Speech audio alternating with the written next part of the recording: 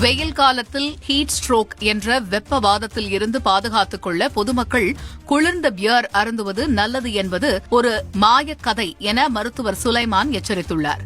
வெயில் காலத்தில் heat stroke எப்படி உருவாகும், அதன் அறிகுறி என்ன என்பது குறித்து ராயப்பேட்டை அரசு மருத்துவமனை பொது மருத்துவர் சுலைமானுடன் எமது செய்தியாளர் ராமச்சந்திரன் நடத்திய கலந்துரையாடலை பார்க்கலாம். ஹீட் ஸ்ட்ரோக்கான அறிகுறி என்ன, எந்தெந்த ஏஜ் குரூப்புக்கெல்லாம் வரதுக்கான வாய்ப்பு இருக்குது, எப்படி அவங்க நம்மளை முன்னெச்சரிக்கையாக தற்காத்துக்குன்னு நினைக்கிறீங்க? யாருக்கு வர வாய்ப்பு அதிகமாக இருக்குன்னா சிறு குழந்தைகளுக்கும் வயதானவர்களுக்கும். சிறு குழந்தைகள் ஏன் வரும்னா அவங்க விளையாடிக்கிட்டே இருப்பாங்க.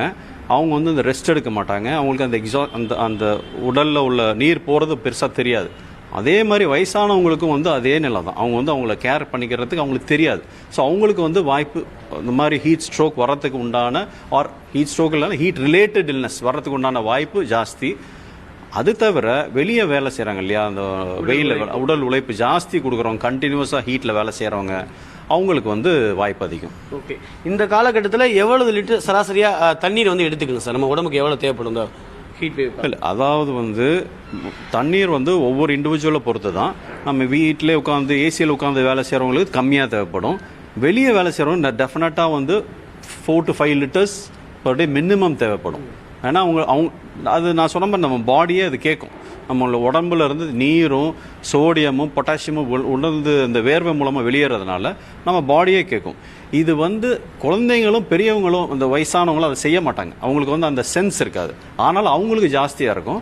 மற்றபடி நார்மல் இண்டிவிஜுவல் அவங்களுக்கு தேவையான தண்ணீரை குடிச்சுப்பாங்க. இந்த வெப்ப காலகட்டத்தில் குளிர்ந்த பீரை எடுத்துக்கலாம்னு சொல்லி ஒரு மித்து இருக்குது. அது சரியா? அதை எப்படி பார்க்குறீங்க? இல்லை, alcohol in any form is bad. ஏன்னா பியர் குடிக்கிறதுனால நம்ம வேர்வையோட சிறுநீரும் ஜாஸ்தி போகும். ஸோ அதனால் நம்மளுடைய பாடி டீஹைட்ரேஷன் இன்னும் ஜாஸ்தி ஆகும். ஸோ நம்ம பாடி ஃப்ளூட் வெளியேறதுனால அது இன்னும் சிவியராக தான் டீஹைட்ரேஷன் சிவியராக. அது alcohol in any form avoid பண்ணிடுறது நல்லது டியூரிங் சம்மர்.